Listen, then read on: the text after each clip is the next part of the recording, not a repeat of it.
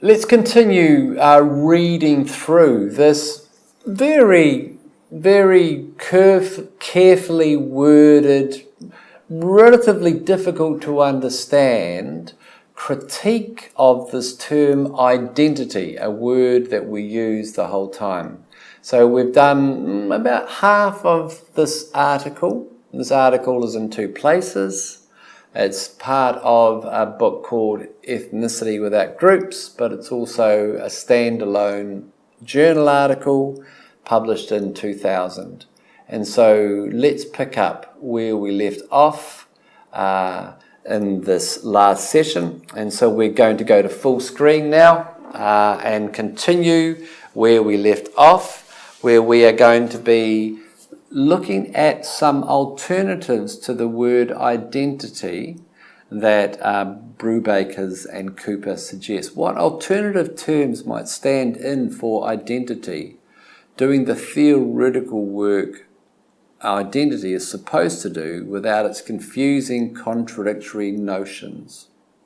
So the first suggestion is to be talking about, is to be talking about identification and categorization. If we talk about identification, as a processual active term derived from a verb identification, lacks the reifying connotations of identity. It invites us to specify the agents that do the identifying. And so that the agents are sometimes ourselves, sometimes they are politicians, sometimes they are states.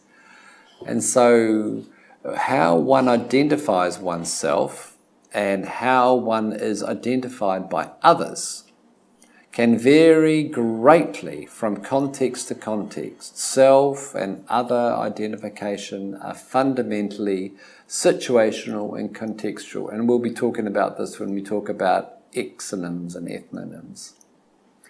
One key distinction between relational and categorical modes of identification. One may identify oneself by positioning in a relational web.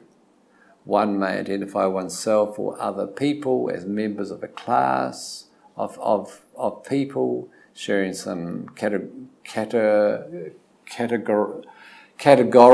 attributes such as race or ethnicity, language, nationality, citizenship, gender, sexual orientation. Another basic distinction between self-identification and the identification and classification of oneself by others. Self-identification takes place in a dialogical interplay with external identification, and the two need not converge. External identification is itself a varied process. In the ordinary web and flow of social life, people identify and classify others, just as they identify and classify themselves.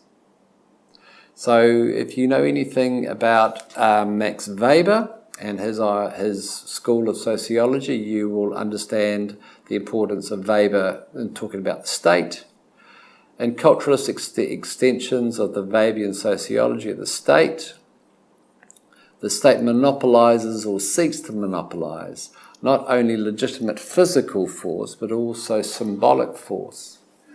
This includes the power to name, to identify, to categorize, to state what is and who is, what is what and who is who.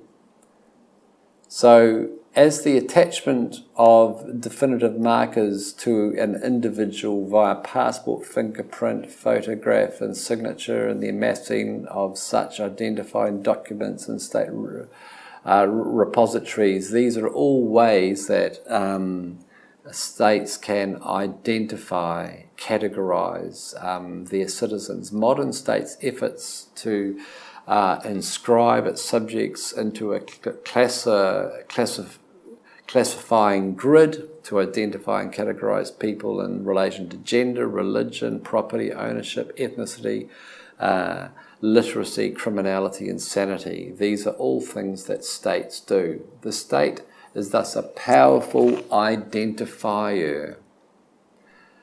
It has the material and symbolic resources to impose the categories, the schemes, the modes of social counting and accounting, with its bureaucrats, judges, teachers, and doctors must work, and to which non-state actors must refer. Charles Tilley argues categorization does critical organizational work in all kinds of social settings, including families, firms, schools, and social movements and bureaucracies of all kinds. Even the most powerful state does not monopolize the production and diffusion of identification and categories, and those that it produces may be contested. Identification, we noted above, invites specification of the agents that do the identifying. Yet identity does not require a specifiable identifier. It can be persuasive and influential without being accomplished by discrete, specified persons or institutions. Identification can be carried out more or less anonymously by discourses or public narrative. So in addition to identification and categorization, instead of identity, we have another suggestion about self-understanding and social location. Recall that one key use of identity is to conceptualize and explain action in a non-instrumental, non-mechanical manner. Like the term identification, self-understanding lacks the reifying connotations of identity, yet it is not restricted to situations of flux and instability. Yet it is not restricted to situations of flux and instability. Self-understanding can be variable across time and across persons, but they may be stable. Semantically, identity implies sameness across time and persons, hence the awkwardness of continuing to speak of identity while repudiating the implication of sameness. Self-understanding, by contrast, has no privileged semantic connection with sameness or difference.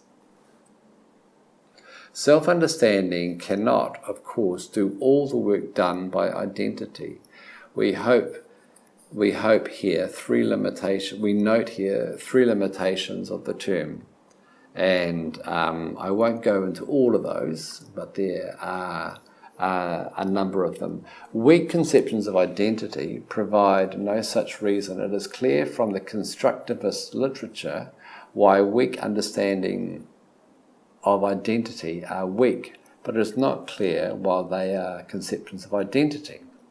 In this literature, it is the various soft predicates of identity: constructivist, contingency, instability, multiplicity, fluidity, that are emphasized and elaborated, while what they are predicated of is taken for granted and seldom extracted.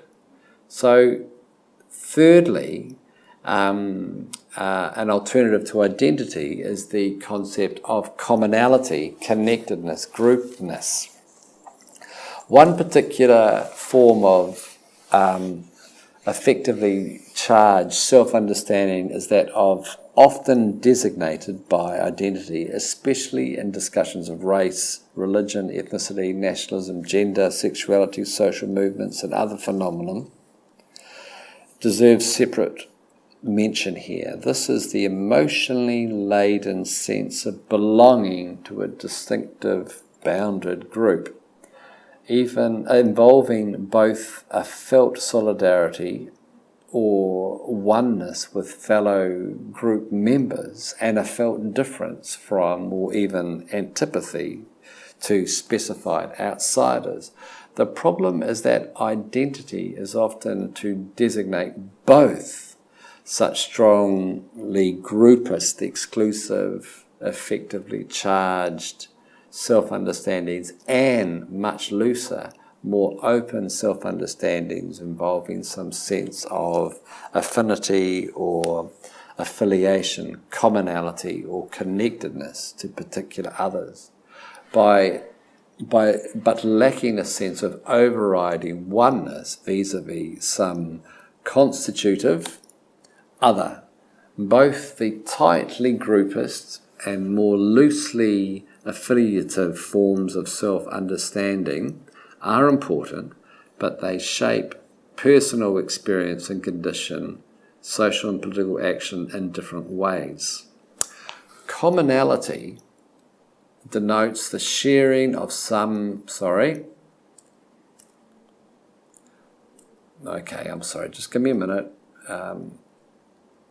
Commonality denotes the sharing of some common attribute, connectedness, the relational ties with that link people.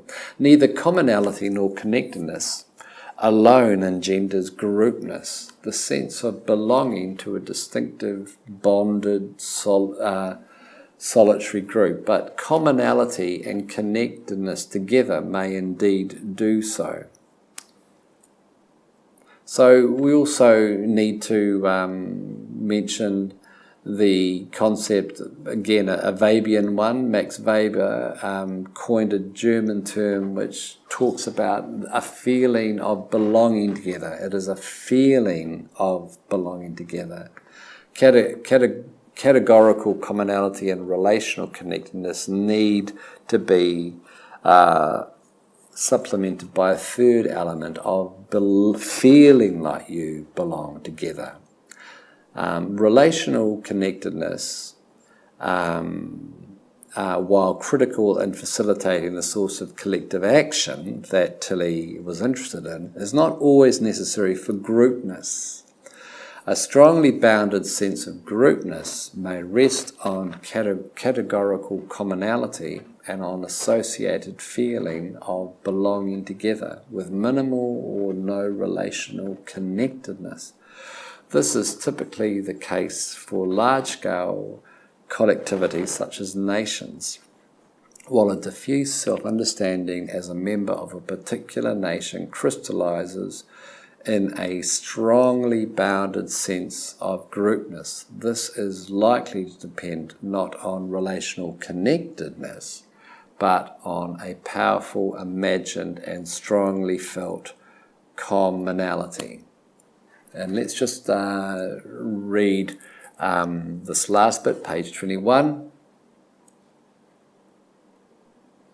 Nor is it to celebrate the fluidity or hybridity over belonging or solidarity. The point in suggesting this last set of terms is rather to develop an analytical idiom sensitive to the multiple forms and degrees of commonality and connectedness, and to the widely varying ways in which actors and the cultural idioms, public narratives, and prevailing discourses on which they draw attribute meaning and significance to them.